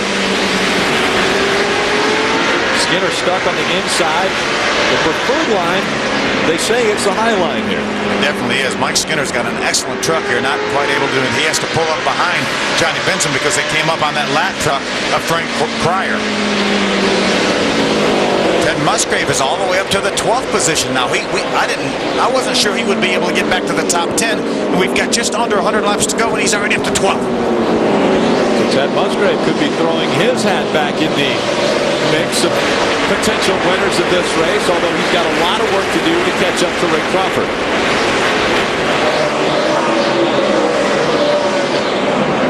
There's the 4 of Kevin Hamlin, one of Bobby Hamilton's Dodges. There's the 6 of Travis Quapple out of Jack Roush stables. 3 former winners of this race, and the 3 times we've run here, Jack Sprague won the inaugural race, and it was Bobby Hamilton, the late Bobby Hamilton, winning in 2005, and in 2006, Ron Hornaday grabbed the checkered flag. Look how hard Mike Skinner is working to try to get by the 23 truck of Johnny Benson. Just lap after lap after lap. He knows Johnny's on the outside of the racetrack. He has to try the bottom. It's the hard way to do it, but nonetheless, he's got to try it. Mike Skinner looking to the inside. Of the 6 races in 2007, Mike Skinner has not finished out of the top 10 and right now battling to get into the top 10 with Johnny Benson. Our leader, Rick Crawford, is another one of the trucks that has not been out of the top 10 this year. The point standings, Mike Skinner came into this race with an 85-point lead over Todd Bodine. Ron Hornaday was 3rd at 106 points back. Rick Crawford was 4th, 141 points out of the lead.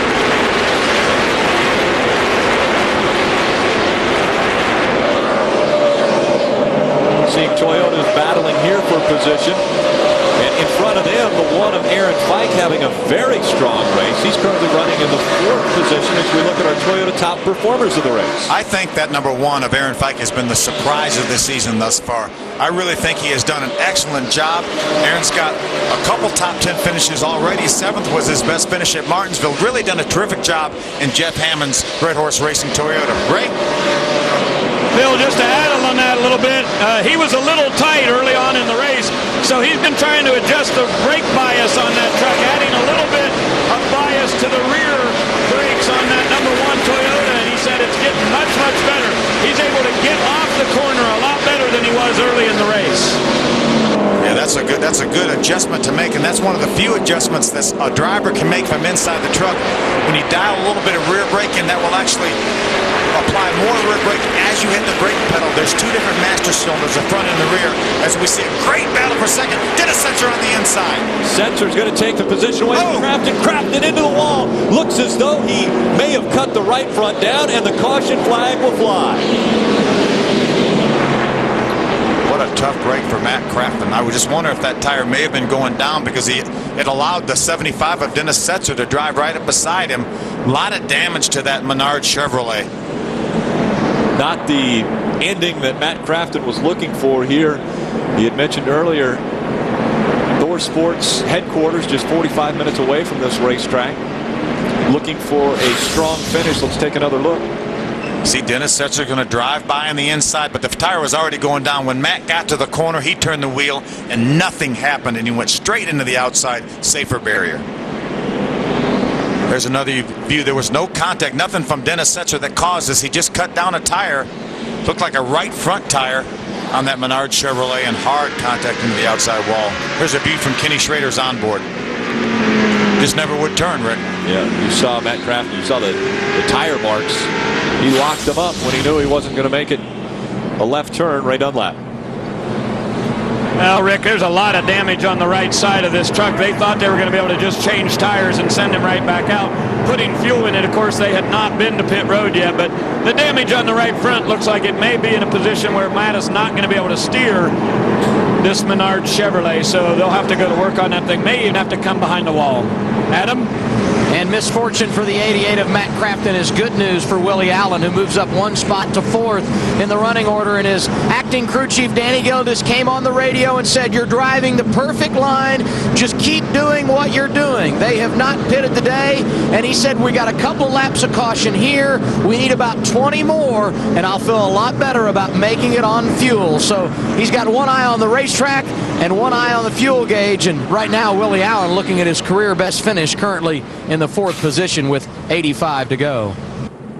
Thanks, Adam. Willie Allen is a teammate to Matt Crafton and that Thor Sport team. And then we see our defending race winner, Ron Hornaday, again getting caught behind Ken Butler III when Ken Butler III stopped in turn number 1.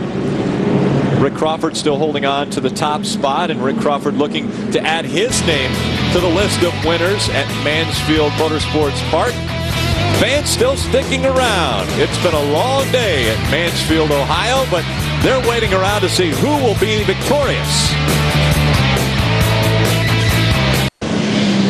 Ray Dunlap's caught up with our most recent leader, Matt Crafton. Yeah, and he is taking a look at the tire that just came off of the right front here and talking with the guys from Goodyear. So telling him exactly what happened there. Matt, looked like it got up into the wall pretty quickly. Or did you feel it coming? Yeah, last 2 laps before that it started getting real tight, and off 2 it got real tight. Drove down into 3, and it popped at that point, and the day was done. Well, you guys had a differing strategy today, but if the rain would have just played out a little differently, it might have worked out for you. Yeah, if the rain would have played out, we had a pretty good truck. We definitely felt we could finish the top 5 because many laps we ran under yellow. We thought we could make it the rest of the way, so one of those days. They're done, guys.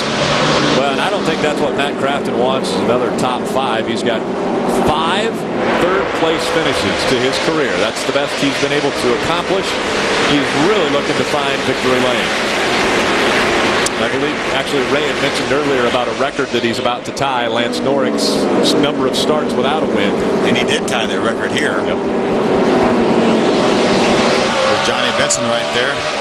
360 OTC Toyota. That's the Lumber Liquidators Toyota right in front of him. Todd Bodine. Todd's running 8th. Johnny is 9th. Mike Skinner has broken into the top 10. He got by Ted Musgrave. So Skinner looking at another top 10 performance in the NASCAR Craftsman Truck Series in 07. Aaron Fike looks to the inside of the 75 of Dennis Setzer. Remember, Dennis Setzer has not stopped this entire race, as well as the 13 of Willie Allen. Fike still running on the inside, trying to get the nose on the inside of that Spears Manufacturing Chevrolet. Dennis is able to stay with Rick Crawford this time. Rick opened up a little bit of a lead. Looks like that right in the center of the corner, Dennis has to wait on his truck a little bit, and the one of Aaron Fike is able to get to the throttle. Now he gets inside, side by side, to see what he can do off the corner. Inching ever so close to Dennis Setzer. He stays on the inside. Setzer running the preferred high line, and Aaron Fike tucks in behind him now. Yeah, there's no question that the 75 of Dennis Setzer is holding up the one of Aaron Fike. But again, it's so hard to pass here until Aaron Fike starts to move him out of the way. It's going to be very, very difficult to pass.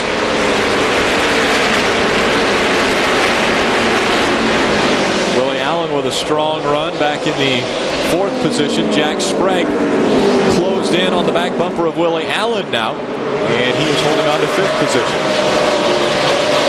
Another great Toyota battle here. The 30 of Todd Bodine, the 23 of Johnny Benson, and the 5 of Mike Skinner. All 3 Toyotas, and now the 9 of Ted Musgrave. Yet another Toyota running 8th through 11th. We talked about how amazing the fact that Musgrave came down pit road late and has moved his way back up to the 11th position. Yeah, I thought he may be able to get here by the end of the race, and he's here with just inside of 75 laps to go. Single file line. Johnny Benson stays right on the back bumper of Todd Bodine. Dennis Setzer has caught back up to Rick Crawford a little bit. When he was racing side by side with Aaron Fike, he lost 4 or 5 truck lengths, but he's able to close that back up into about a truck length and a half on Rick Crawford. Now, is this a situation where Crawford needs to maybe concern a little bit? I mean, he has stopped, but he stopped early. Partly cloudy skies, a little bit of sun peeked through about 1 o'clock. The rains came, and now we're going to finish this race under the lights. 3 rain delays here. That has to set a record of some sort for a number of rain delays, but Rick Crawford so far has got the good pit strategy. Cowboy brought him in around lap 34, put some fuel in that thing. He got track position. He was able to wrestle the lead away from Matt Crafton on lap 122. Has led the rest of the way, and here he gets ready for a restart inside of 50 laps to go.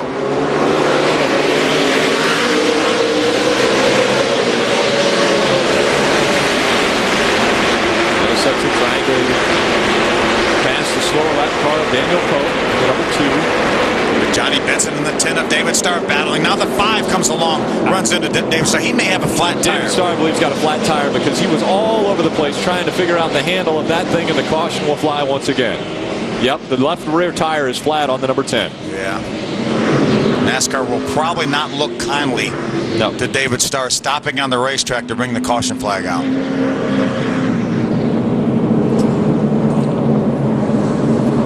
11th caution of the day. This is the reason. Right after the restart, it was a good side-by-side battle with Johnny Benson. Johnny gets into him, probably knocks the valve stem out of that tire, cuts it down, and immediately deflates. And he gets down to the corner, and all he can do to hold on to this truck, you can see it already down on the wheel. We're hearing NASCAR is going to hold him 1 lap for bringing out this caution. Right on lap. Well, they just got the hood off of the Lumber Liquidators Toyota here, and the guys are putting in the new radiator. Todd, it looked like on the spin you were going to be okay, and then somebody got in there and a good bit of damage to the truck. Yeah, it's 59 came around there. I'm sure he couldn't see because of the smoke, but it wasn't his fault. But, you know, I don't know what the heck Hornaday thinks about when he's driving these things. We're all bottled up, and he drives in 3 car lengths deep. We're trying to pass you, and then just slides into you. He did it to me earlier in the race, but we hit wheel to wheel, and we stayed straight. This time he hit me in the quarter panel, and we both spun out. I don't know what he thinks about, but it's a shame. This Lumber Liquidators crew did a great job. We had a good truck. Got caught up in them lap trucks with Johnny and Mike got by us. We're still going to have a good finish and a good run. It's you can't help. You can't. There's no cure for stupid, I guess.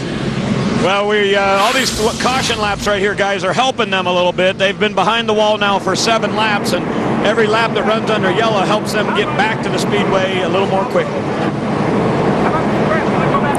This is what Todd was talking about when the 59 came along. There's so much smoke he's not able to see anything. And Todd starts to take off as Terry Cook is driving around the outside, and they make contact. And that's where all the damage came to Todd's truck. He didn't really have much damage from the contact with Ron Hornaday. And a lot of damage to the front of the 59 Toyota Tundra of Terry Cook. Cook being scored in the 13th position. Let's take another look at Terry Cook as he was driving through the smoke there. You see him on the outside. Todd gets his truck refired, starts to pull off, and Terry did not even know he was there. He got around the 33 of Ron Hornaday and just started to make his way back towards the groove of the racetrack, and Todd was there. Front left of that truck has quite a bit of damage. 11 cautions have come out at Mansfield Motorsports Park. The most recent between the 10 of David Starr blowing the tire and stopping in turns 3 and 4. We'll be back with more racing from Mansfield. They go side by side to start or restart the race, and he's going to get in front of it. Well, he certainly did that now.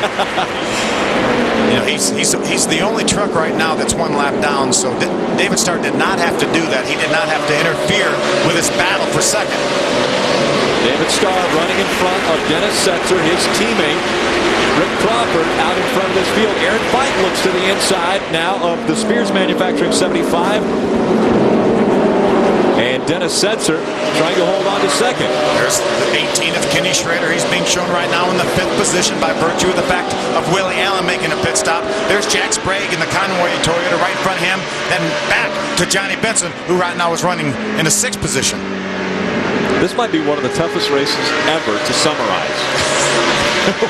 what took place today over the 7 got trouble in the front straightaway. Right in front, the 21 Kelly Byers gets turned around. That will bring out our 12th caution. If you're wondering if that's a record, no, not even close. We've had 18 cautions in this race before. Dennis Setzer He's voicing his displeasure at the 10 of David Starr. I think he's let David know you don't need to be racing me that hard. The good news is David Starr will be the lucky dog, and he will not be interfering with Dennis Setzer anymore. But that was not a move that Dennis Setzer wanted to see him do, to jump up in front of him, hold him up. It almost cost him second position. Adam Alexander. It's been an amazing ride back to the front for Ted Musgrave. A real yo-yo day for him. Started 21st, into the top 15. A spin put him outside the top 35. And then he missed pit road at lap 35 under caution, so they stayed out hoping for rain. When that didn't pan out, he had to pit. A tough break for him, but he's been able to ride his way back to the 8th position, and a top 5 not out of the question for Musgrave. Dennis Setzer able to clear the lap truck of David Starr. Now David Starr pulls up in front of the one of Aaron Fike. So Dennis Setzer's going to appreciate David Starr blocking the guy that's running third right now. I guess David Starr got the message that was sent by Dennis Setzer. And now he's got a guy driving that one truck that's going to be extremely mad at him. Aaron Fike will try to get by the 10 of David Starr. That will be a battle to get by, not for position, but to get back up on the back bumper of Dennis Setzer so he can race for position. Dennis Setzer appreciates that little bit of interference right there that David Starr is providing on the number 1 of Aaron Fike. But what a great job that Aaron Fike has done in this truck. Jamie Jones has great pit strategy. David Starr drove this truck last year. Of the 6 short track races, they finished in the top 5 of those, including a third year at Mansfield. And Aaron Fike is giving it a good ride. Looking for another third place finish, at least, as he currently runs in the 3rd spot. Again, it's Crawford out front, Dennis Setzer 2nd, Aaron Fike 3rd, Jack Sprague is 4th, and Ken Schrader with a strong run, currently in the 5th position. Rick, we're inside of 25 laps to go here. We've already had 99 caution laps. Will that be enough for Dennis Setzer to make it all the way on fuel? That's the question, and right now Aaron Fike is probably hoping that the answer to that is no, it's not enough laps. Dennis Setzer hoping that he can hang on to battle with Rick Crawford toward the end of this race, as we have closed in on the final 21 laps of this race. That's Kenny Schrader's Fastenal Dodge. That's a battle for 5th. As you can see, Johnny Benson right behind him in his Toyota. Right behind Johnny is the 5-hour pole sitter Mike Skinner, and Ted Musgrave all the way back up to the 8th position. Kevin Hamlin and Travis Quapple rounding out our top 10. Brendan Gaughan looking at the 11th spot, tries to get into the top 10 also. Yeah, Ron Hornaday has worked his way all the way back up to the 12th position. He was able to get by the 59 of Terry Cook just a few moments ago. Big lead for Rick Crawford right there. I don't think Dennis Setzer is any match for Rick Crawford. Well, and Dennis Setzer also could be conserving fuel right now. Absolutely, and he needs to. He saw Will Hamlin run out of fuel with 40 laps remaining. 99 laps of caution for Dennis Setzer. That's what he is banking on right now as we've closed into inside of 19 laps of racing to go. Dennis Setzer has not come onto pit road, so he is trying to make it 250 laps on 1 tank of fuel. Yeah, that would be the first time that has happened here at Mansfield. And actually, it's more than that, because they qualified yesterday and they were not able to top it off after that. So we're talking about 255, 256 laps. Yeah, that's great fuel mileage by Ron Hutter and that engine builder in that Chevrolet. Johnny Benson, Mike Skinner, Ken Schrader in that Fastenal Dodge. Number 18 just in front of Johnny Benson. Ron Hornaday, the 33, has been able to get by the 77 of Brendan Gaughan. He's up to the 11th position now, knocking on the door of the top 10. Travis Quapple, speaking of knocking on the door, Travis Quapple's going to knock on the tailgate of that number 4 of Kevin Hamlin. He's trying to get by him for position. Going to try to get him up out of the groove. Going to get down on the bottom of the racetrack, see if he can beat him to the corner. Not able to beat him even to the start-finish line. Adam Alexander. Kevin Hamlin desperately trying to hang on to that top 10 position. He has never had a top 10 in a NASCAR Craftsman Truck Series race. This team tested at a short track in Alabama earlier this week. They felt very prepared coming in here. Hamlin trying to finish the job, and he's having a tough time doing it. Quapple and Hornaday go around him as they cross the start-finish line. Guys making the biggest moves today. Brendan Gaughan started the race at 35th. Has moved all the way up to the 12th spot, so he gained 23 spots spots today. Dennis Setzer has gained 16 spots, going from 18th to 2nd. The question is, can Dennis Setzer hold on to that 2nd spot? It looks like he's got the spot right now. He's got a little bit of insurance. He's got the lap truck of David Starr between him and the 3rd place truck of Aaron Fike. You see Jack Sprague now right on the rear bumper of that one of Aaron Fike. Willie Allen being scored a lap down. This is what happened? What happened to Rick Crawford? Slow on the racetrack. Around him goes Dennis Setzer. He may be out of fuel. Rick Crawford looking as though he has got problems. He's got right front tires down, it looks like. Dennis Setzer inherits the lead. Does he have enough fuel? This is the big question as we close in on the final 10 laps of racing from Mansfield. Can Dennis Setzer make it all the way without coming to pit road? Rick Crawford with problems. He's still trying to make his way onto pit road. The caution flag will fly once again. That is good news for Dennis Setzer. Yeah, good news. We're going to be inside of 10 laps to go. It's going to be a single file restart. Look at Tom Ackerman. Do you think he's nervous? Well, that right there is going to be the big question. Does Dennis Setzer have enough fuel? And now, does he have enough fuel to actually race Aaron Fike at the end of this race? Who's had such a good truck? He's got it on the inside of Dennis a number of times, but what a horrible break for Rick Crawford. Looks like he was headed to an easy victory. Looks like he may have cut down the right front tire. Horrible break for Rick Crawford. Top 5 performance here, and Adam Alexander, I'm sure you've got a dejected teammate down there. Well, indeed the case, and you can see right here, Rick, the cut in the tire. They believe that is the reason this right front went down for Rick Crawford. He must have hit debris. He had not changed tires today, but that appears to be the reason for Rick Crawford as we go back to green for the stretch run. 5 laps of racing to go. Out in front of the field, Dennis Setzer in the Spears Manufacturing Chevrolet. Aaron Fike running 2nd in that number 1 Toyota Tundra. A good restart by Dennis Setzer. He's got a couple truck links right now on Aaron Fike. Gets a good run off of turn number 4. 4 laps to go. Aaron Fike running cautiously behind the 75. Will the 75 run out of fuel? He has not been on pit road all day. He has had quite a few cautions. 103 caution laps for Dennis Setzer. Will that be enough? Aaron Fike all over the back bumper right now. Aaron Fike slows. Jack Sprague's able to get by him for 2nd. I don't know if he may be out of fuel. It may have burnt a little bit. Right now, Dennis Setzer comes down. 2 laps to go. Aaron Fike is out of fuel. Aaron Fike runs out of fuel. Dennis Setzer out in front. He has not been down pit road. And Jack Sprague now comes up to the back bumper of Dennis Setzer. Coming down for the white flag. Does he have enough fuel to get there? He's got 2-3 truck links on Jack Sprague. The white flag flies. 1/2 mile to go. Dennis Setzer in front of Jack Sprague. What a great job by Tom Ackerman. He's got 1/4 of a mile to go. Dennis Setzer, the 46-year-old out of Newton, North Carolina, comes out of turn number 4. Pit strategy wins the race in Mansfield. How about that? No pit stops. Win number 17 for Dennis Setzer. And I'm guessing Dennis Setzer won't even be able to do a celebratory burnout. He may run out of fuel on the backstretch. I don't think that'll bother him one bit. Not at all. He's going to get the trophy and take it home. Jack Sprague with a very impressive run, coming home 2nd. Ken Schrader with a 3rd.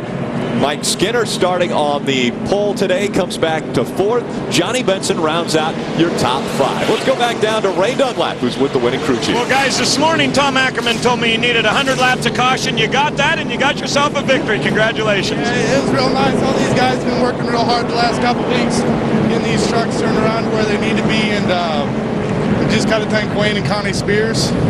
And hopefully we'll get this team going in the right direction. Well, it looks like you've already done that, Tom. Congratulations. In victory lane, Dennis Setzer made it 250 laps here at Mansfield. Never came down pit road. How about that? And he still has enough fuel to do burnouts. He's doing burnouts. He looks like a 26-year-old, not a 46-year-old right now. Great to see Dennis Setzer back in victory lane where he belongs. What a great competitor in this series. Long-time Truck Series competitor. Does not have an enemy in that garage. Not at all. Well liked, well loved in this series, and he's going to do a burnout up against the grandstand wall. He's going to use every ounce of fuel in that Spears Manufacturing Chevrolet. You know what he's doing right now? He's taunting all the other competitors that ran out of fuel. He's saying, hey, I didn't have to come in for fuel. That's how good a fuel mileage we get. But a tough break for Aaron Fike. It looked like he had a good, sure runner-up finish. He runs out of fuel inside of 10 laps to go. Willie Allen had such a great run. He ran out with 40 laps to go. So strong performance for Aaron Fike. And the fans that stuck around, how about the show they were able to see? We had it all, I think, today. We had it all and then some. 3 red flags for rain delays. 2 networks. We started on Fox. We've ended on Speed. Started under a partly cloudy sky. Ended under the lights.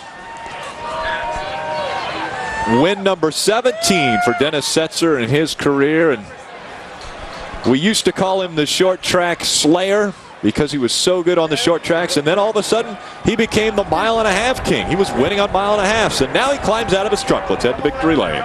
Well, he had 16 wins. He was tied with Ted Musgrave and Greg Biffle, and he moves ahead of those 2 drivers today with an unbelievable run today. Dennis Setzer climbs up on top of his Spears Manufacturing Chevy. Nice round of applause from a great crowd today here at Mansfield. Dennis, these fans stuck it out with you all day today, and you stuck it out on the racetrack and never came to pits. Did you believe you could do it? Ain't these the toughest fans you've ever seen right here? They've hung out here all day. A few's left, but they missed a great show. You know, this is such a fun place to come to. I'm so proud of these Spears Motorsports guys. Wayne and Connie Spears, they give us opportunity to come here. You know, we're just trying to make it better every week. And, you know, Tom took a big gamble there. Last year he had trouble with Ted out front and pitted late, and he said, we're going all the way this time. But I'm proud of Tom. All the guys here on this deal, they prepared a nice truck for me. We went testing Monday at Tri-County Speedway.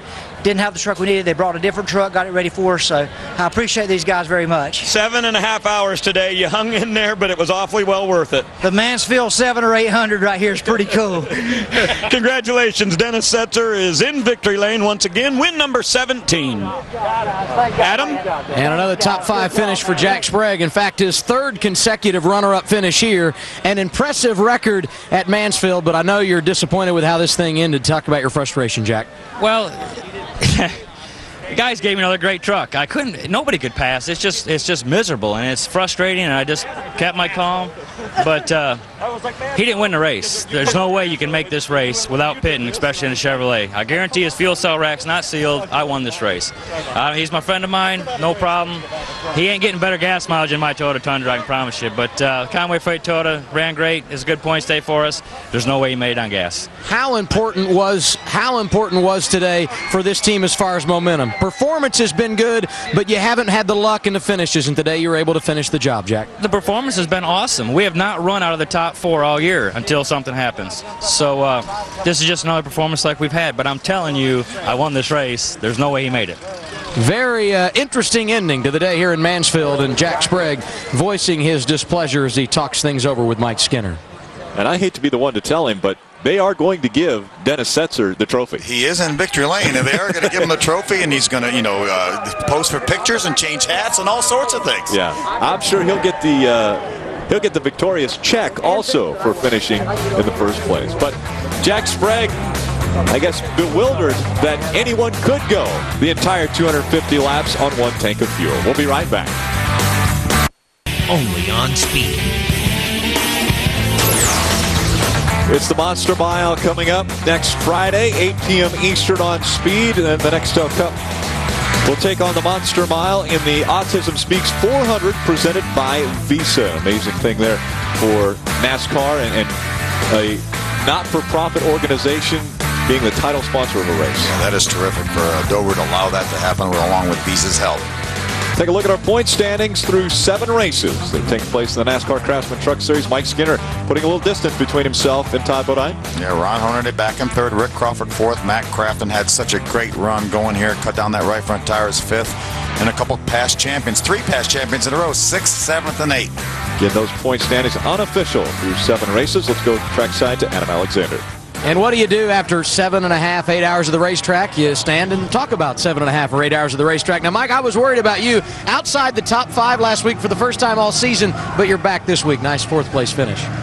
It was a heck of a day, I'll tell you. You know, Johnny and I had a great race, and our Tundra was really, really good. You probably talked to 5 or 6 different guys that would sit there and say we had the best truck. I think we had the best truck, but without track position, you just couldn't pass anybody. And you know, we'd lay back there and we'd cut a big lap, but as soon as we catch somebody, we couldn't pass them. So it was a good race. We tried to race smart and clean, and like I said, Johnny and I, we raced side by side and backward and forth, and we had a lot of fun though. Johnny Benson equally with a good day. Both these guys pitted at lap 52 for 4 tires, and you were able to end up in the top 5 as well, finishing 5th, Johnny. It was, but like Mike said, it was very tough to get back up there. When we originally started that run, I was like, all right, what place are we in? They said like 20th, and I was like, we already ran like 30 laps. I said, man, we're never going to get up there. But we just kept working and just tried not to burn the tires up, and the Goodyears are pretty decent. Today, you know, they probably wore out definitely at the end, but that's what we like. We like a tire that's going to wear and move. But outside that, our 360 Toyota certified used vehicles Tundra ran pretty decent, and just you know, we came out here with top 5 finish. Skinner and Benson 4th and 5th. Ray Dunlap. Well, Adam, let's hear from the guy who finished 6th. Quite a comeback for you today. You and Todd got involved in a little scuffle out there, got spun on the track, got some fresh tires, and then it had to be pretty fun passing all those trucks. It was actually twice. I got stopped. Todd got in the back of me, and I got stopped with the 88, whatever truck spun out there, and a 00, and that put us back there, and we had to come get tires, and we got back up there, and Todd's got a new spotter, he said, and I was underneath him coming in there, and we got in the corner, and it started wheel hopping. He drove me down, and we both spun out again. But I'm really proud of all the guys on this Camping World Chevrolet. It was awesome. It's fun to have a truck like this come from the back to finish in the top 10. It's pretty cool. I got to thank Kevin Delana and all the guys, and Snap-on, and Camping World, and get Chevrolet. It was fun. I mean, I want to do that again. I need 250 more laps. Okay, 3rd in the points. Ron Hornaday has a good run. He finishes 6th. Guys? Racing continues this weekend. Tomorrow, NASCAR on Fox heads to Charlotte, where last year Casey Kane was able to end Jimmy Johnson's run of dominance, and it's the Coca-Cola 600. Again, tomorrow, 5 p.m. Eastern on Fox. Now, Phil, I think I've got to ask the question, is there any validity to what Jack Sprague said about Dennis Setzer and should not have been able to run all those laps without coming in for fuel? Well, I can imagine Jack Sprague being frustrated by the fact that he got beat by somebody that didn't stop, but there's no validity to the fact that he won that race. Dennis Setzer won that race. NASCAR has a very thorough inspection of all these trucks. They check the fuel cells. They check seals on the fuel cells. They will not let him get by with anything, and they had a great pit strategy. They had the best pit strategy, and one of the reasons they were able to do that is Dennis Setzer's fastest lap of the race was only about 0.2 of a second faster than the very last lap he ran on the racetrack. I'm looking at our computer, and just about everybody's fast lap was within about 0.2 of a second of their very last lap. So the tire Goodyear brought stayed consistent. Dennis Setzer was able to save fuel, enough fuel to run 250 laps plus qualifying yesterday and pace laps, and he's going to autograph that trophy, that winning toolbox right there. He grabs the Craftsman toolbox, and he also has the amazing trophy here from Mansfield Motorsports Park.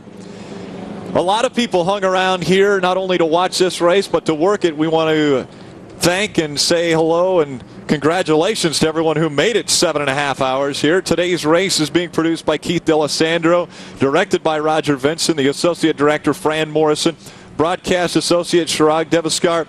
The technical producer is Marvin Kale, technical supervisor Jack Simmons, creative director George Greenberg.